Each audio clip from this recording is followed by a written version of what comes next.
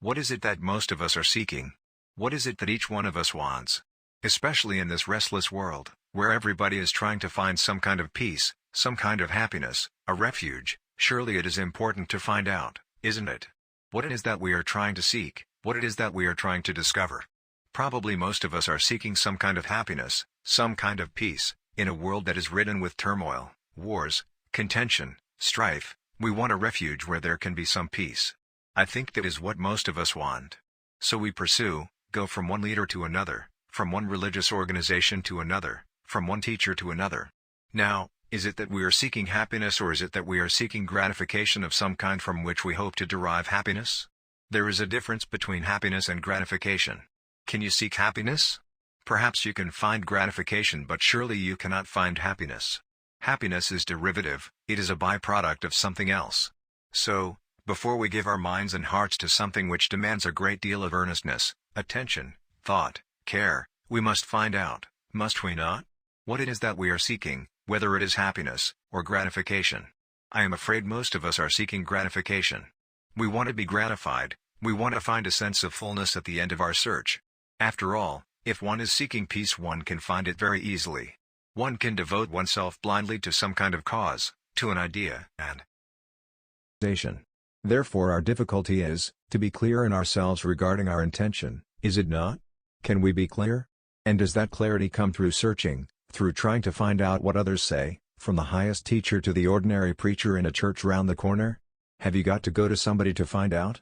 Yet that is what we are doing, is it not? We read innumerable books, we attend many meetings and discuss, we join various organizations, trying thereby to find a remedy to the conflict, to the miseries in our lives. Or, if we don't do all that, we think we have found, that is, we say that a particular organization, a particular teacher, a particular book satisfies us, we have found everything we want in that, and we remain in that, crystallized and enclosed. Do we not seek, through all this confusion, something permanent, something lasting, something which we call real, God, truth, what you like? The name doesn't matter, the word is not the thing, surely. So don't let us be caught in words. Leave that to the professional lecturers. There is a search for something permanent, is there not? In most of us, something we can cling to, something which will give us assurance, a hope, a lasting enthusiasm, a lasting certainty, because in ourselves we are so uncertain. We do not know ourselves. We know a lot about facts, what the books have said, but we do not know for ourselves, we do not have a experience. And what is it that we call permanent? What is it that we are seeking, which will, or which we hope will give us permanency? Are we not seeking lasting happiness, lasting gratification, lasting certainty? We want something that will endure everlastingly, which will gratify us. If we strip ourselves of all the words and phrases, and actually look at it, this is what we want. We want permanent pleasure, permanent gratification, which we call truth, God, or what you will. Very well, we want pleasure. Perhaps that may be putting it very crudely, but that is actually what we want, knowledge that will give us pleasure, experience that will give us pleasure, a gratification that will not wither away by tomorrow. And we have experimented with various gratifications, and they have all faded away, and we hope now to find permanent gratification in reality, in God. Surely, that is what we are all seeking, the clever ones and the stupid ones, the theorist and the factual person who is striving after something. And is there a permanent gratification? Is there something which will endure? Now, if you seek permanent gratification, calling it God, or truth, or what you will, the name does not matter, surely you must understand, must you not? The thing you are seeking.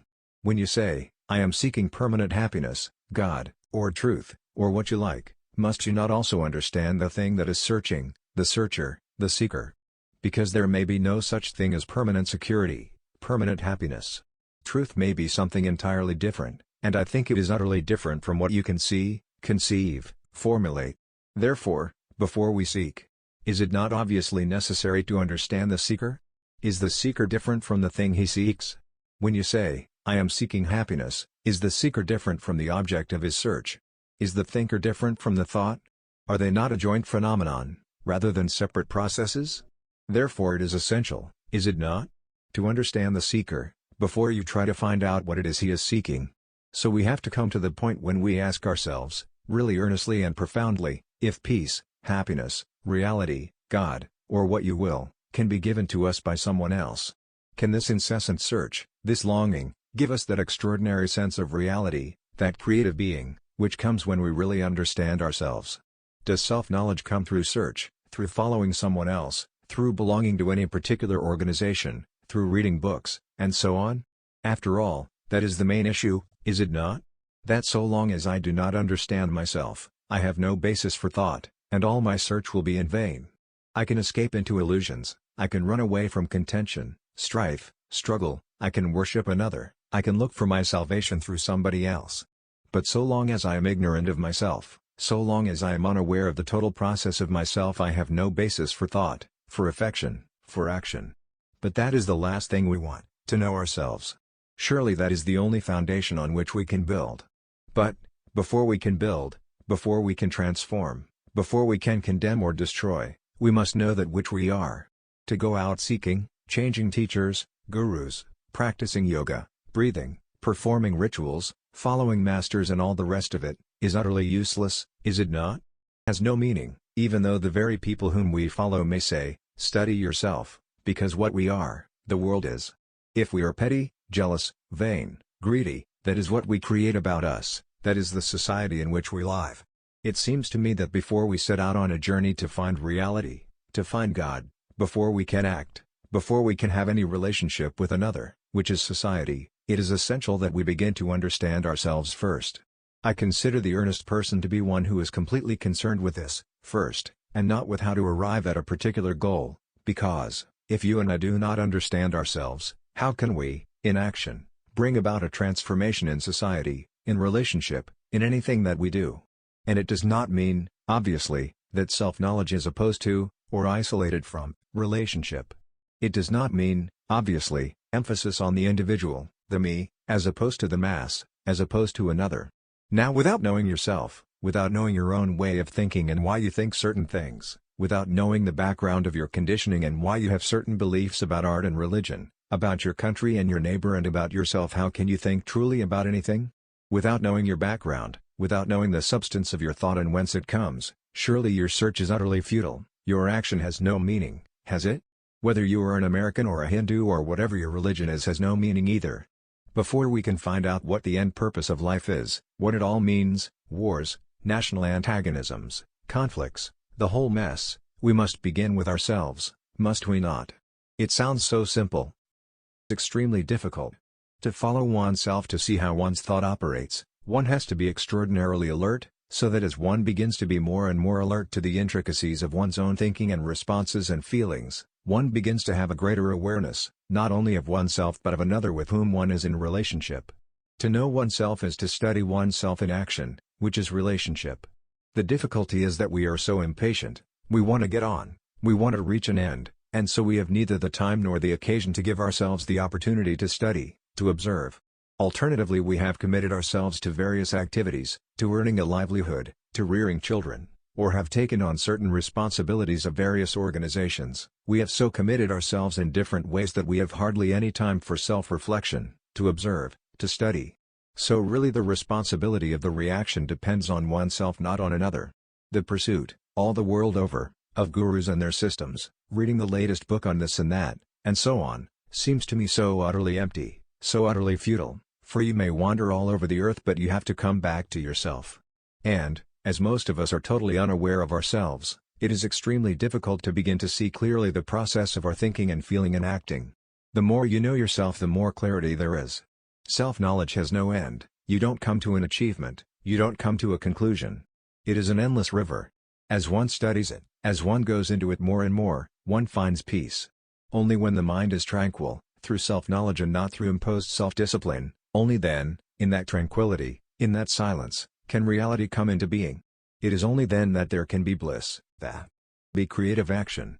And it seems to me that without this understanding, without this experience, merely to read books, to attend talks, to do propaganda, is so infantile, just an activity without much meaning, whereas if one is able to understand oneself, and thereby bring about that creative happiness, that experiencing of something that is not of the mind, then perhaps there can be a transformation in the immediate relationship about us and so in the world in which we live. The First and Last Freedom, Chapter 2, Individual and Society. The problem that confronts most of us is whether the individual is merely the instrument of society or the end of society. Are you and I as individuals to be used, directed, educated, controlled, shaped to a certain pattern by society and government, or does society, the state, exist for the individual? Is the individual the end of society, or is he merely a puppet to be taught, exploited, butchered as an instrument of war? That is the problem that is confronting most of us. That is the problem of the world, whether the individual is a mere instrument of society, a plaything of influences to be molded, or whether society exists for the individual. How are you going to find this out? It is a serious problem, isn't it? If the individual is merely an instrument of society, then society is much more important than the individual. If that is true, then we must give up individuality and work for society. Our whole educational system must be entirely revolutionized and the individual turned into an instrument to be used and destroyed, liquidated, got rid of. But if society exists for the individual, then the function of society is not to make him conform to any pattern but to give him the feel, the urge of freedom. So we have to find out which is false. How would you inquire into this problem? It is a vital problem, isn't it? It is not dependent on any ideology, either of the left or of the right, and if it is dependent on an ideology, then it is merely a matter of If you depend on books of the left or of the right or on sacred books, then you depend on mere opinion, whether of Buddha, of Christ, of capitalism, communism or what you will. They are ideas, not truth. A fact can never be denied. Opinion about fact can be denied. If we can discover what the truth of the matter is, we shall be able to act independently of opinion. Is it not, therefore, necessary to discard what others have said? The opinion of the leftist or other leaders is the outcome of their conditioning, so if you depend for your discovery on what is found in books, you are merely bound by opinion. It is not a matter of knowledge. How is one to discover the truth of this? On that we will act. To find the truth of this, there must be freedom from all propaganda, which means you are capable of looking at the problem independently of opinion. The whole task of education is to awaken the individual. To see the truth of this, you will have to be very clear, which means you cannot depend on a leader.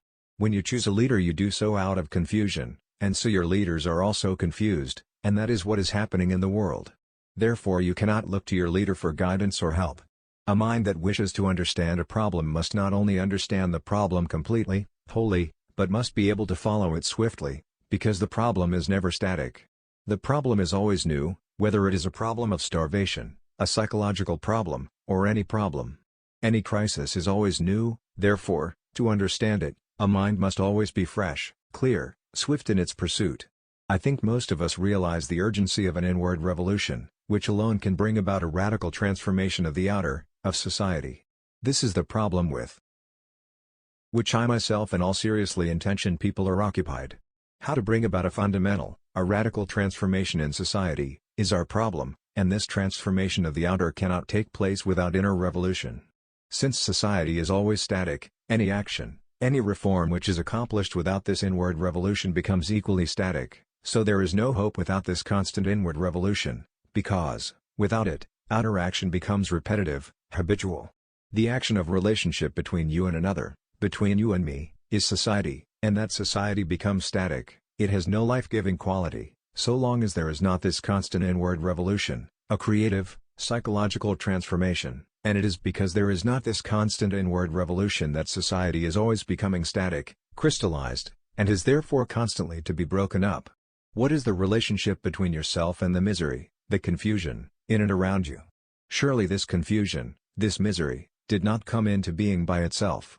You and I have created it, not a capitalist nor a communist nor a fascist society, but you and I have created it in our relationship with each other. What you are within has been projected without, onto the world. What you are, what you think and what you feel, what you do in your everyday existence, is projected outwardly, and that constitutes the world. If we are miserable, confused, chaotic within, by projection that becomes the world, that becomes society, because the relationship between yourself and myself, between myself and another is society. Society is the product of our relationship, and if our relationship is confused, egocentric, narrow, limited, national, we project that and bring chaos into the world. What you are, the world is. So your problem is the world's problem. Surely, this is a simple and basic fact, is it not? In our relationship with the one or the many we seem somehow to overlook this point all the time. We want to bring about alteration through a system or through a revolution in ideas or values based on a system, forgetting that it is you and I who create society, who bring about confusion or order by the way in which we live.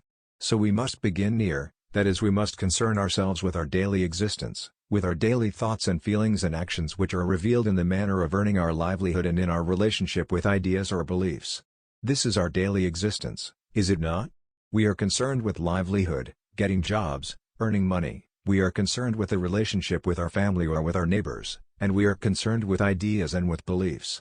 Now, if you examine our occupation, it is fundamentally based on envy, it is not just a means of earning a livelihood. Society is so constructed that it is a process of constant conflict, constant becoming. It is based on greed, on envy of your superior, the clerk wanting to become the manager, which shows that he is not just concerned with earning a livelihood, a means of subsistence, but with acquiring position and prestige. This attitude naturally creates havoc in society, in relationship, but if you and I were only concerned with livelihood we should find out the right means of earning it, a means not based on envy. Envy is one of the most destructive factors in relationship because envy indicates the desire for power, for position, and it ultimately leads to politics. Both are closely related. The clerk, when he seeks to become a manager, becomes a factor in the creation of power politics which produce war, so he is directly responsible for war. What is our relationship based on? The relationship between yourself and myself, between yourself and another, which is society, what is it based on? Surely not on love, though we talk about it. It is not based on love, because if there were love there would be order, there would be peace, happiness between you and me. But in that relationship between you and me there is a great deal of ill will which assumes the form of respect. If we were both equal in thought, in feeling, there would be no respect, there would be no ill will, because we would be two individuals meeting, not as disciple and teacher, nor as the husband dominating the wife, nor as the wife dominating the husband. When there is ill will there is a desire to dominate which arouses jealousy, anger, passion, all of which in our relationship creates constant conflict from which we try to escape, and this produces further chaos, further misery. Now as regards ideas which are part of our daily existence, beliefs and formulations, are they not distorting our minds? For what is stupidity? Stupidity is the giving of wrong values to those things which the mind creates, or to those things which the hands produce. Most of our thoughts spring from the self-protective instinct, do they not? Our ideas, oh, so many of them, do they not receive the wrong significance, one which they have not in themselves? Therefore when we believe in any form, whether religious, economic or social, when we believe in God, in ideas, in a social system which separates man from man, in nationalism and so on, surely we are giving the wrong significance to belief which indicates stupidity, for belief divides people, doesn't unite people. So we see that by the way we live we can produce order or chaos, peace or conflict, happiness or misery. So our problem, is it not? Is whether there can be a society which is static, and at the same time an individual in whom this constant revolution is taking place. That is, revolution in society must begin with the inner, psychological transformation of the individual. Most of us want to see a radical transformation in the social structure. That is the whole battle that is going on in the world, to bring about a social revolution through communistic or any other means. Now if there is a social revolution, that is an action with regard to the outer structure of man, however radical that social revolution may be its very nature is static if there is no inward revolution of the individual, no psychological transformation. Therefore to bring about a society that is not repetitive, nor static, not disintegrating, a society that is constantly alive, it is imperative that there should be a revolution in the psychological structure of the individual, for without inward, psychological revolution, mere transformation of the outer has very little significance. That is, society is always becoming crystallized, static, and is therefore always disintegrating. However much and however wisely legislation may be promulgated, society is always in the process of decay because revolution must take place within, not merely outwardly. I think it is important to understand this and not slur over it. Outward action, when accomplished, is over, is static, if the relationship between individuals, which is society, is not the outcome of inward revolution, then the social structure, being static, absorbs the individual and therefore makes him equally static, repetitive. Realizing this, realizing the extraordinary significance of this fact, there can be no question of agreement or agreement. It is a fact that society is always crystallizing and absorbing the individual and that constant, creative revolution can only be in the individual, not in society, not in the outer. That is, creative revolution can take place only in individual relationship, which is society. We see how the structure of the present society in India, in Europe, in America, in every part of the world, is rapidly disintegrating, and we know it within our own lives. We can observe it as we go down the streets. We do not need great historians to tell us the fact that our society is crumbling, and there must be new architects, new builders, to create a new society. The structure must be built on a new foundation, on newly discovered facts and values. Such architects do not yet exist. There are no builders, none who, observing, becoming aware of the fact that the structure is collapsing, are transforming themselves into architects. That is our problem. We see society crumbling, disintegrating, and it is we, you and I, who have to be the architects. You and I have to rediscover the values and build on a more fundamental, lasting foundation, because if we look to the professional architects, the political and religious builders, we shall be precisely in the same position as before. Because you and I are not creative, we have reduced society to this chaos, so you and I have to be creative because the problem is urgent. You and I must be aware of the causes of the collapse of society and create a new structure based not on mere imitation but on our creative understanding. Now this implies, does it not? Negative thinking. Negative thinking is the highest form of understanding. That is, in order to understand what is creative thinking, we must approach the problem negatively, because a positive approach to the problem, which is that you and I must become creative in order to build a new structure of society, will be imitative. To understand that which is crumbling, we must investigate it, examine it negatively, not with a positive system, a positive formula, a positive conclusion. Why is society crumbling, collapsing, as it surely is? One of the fundamental reasons is that the individual, you, has ceased to be creative. I will explain what I mean. You and I have become imitative, we are copying, outwardly and inwardly. Outwardly, when learning a technique, when communicating with each other on the verbal level, naturally there must be some imitation, copy. I copy words. To become an engineer, I must first learn the technique, then use the technique to build a bridge. There must be a certain amount of imitation, copying, in outward technique, but when there is inward, psychological imitation, surely we cease to be creative. Our education, our social structure, our so-called religious life, are all based on imitation, that is, I fit into a particular social or religious formula. I have ceased to be a real individual, psychologically. I have become a mere repetitive machine with certain conditioned responses, whether those of the Hindu, the Christian, the Buddhist, the German or the Englishman. Our responses are conditioned according to the pattern of society, whether it is Eastern or Western, religious or materialistic. So one of the fundamental causes of the disintegration of society is imitation, and one of the disintegrating factors is the leader, whose very essence is imitation. In order to understand the nature of disintegrating society, is it not important to inquire whether you and I, the individual, can be creative? We can see that when there is imitation there must be disintegration, when there is authority there must be copying. And since our whole mental, psychological makeup is based on authority, there must be freedom from authority, to be creative. Have you not noticed that in moments of creativeness, those rather happy moments of vital interest, there is no sense of repetition, no sense of copying? Such moments are always new, fresh, creative, happy. So we see that one of the fundamental causes of the disintegration of society is copying, which is the worship of authority.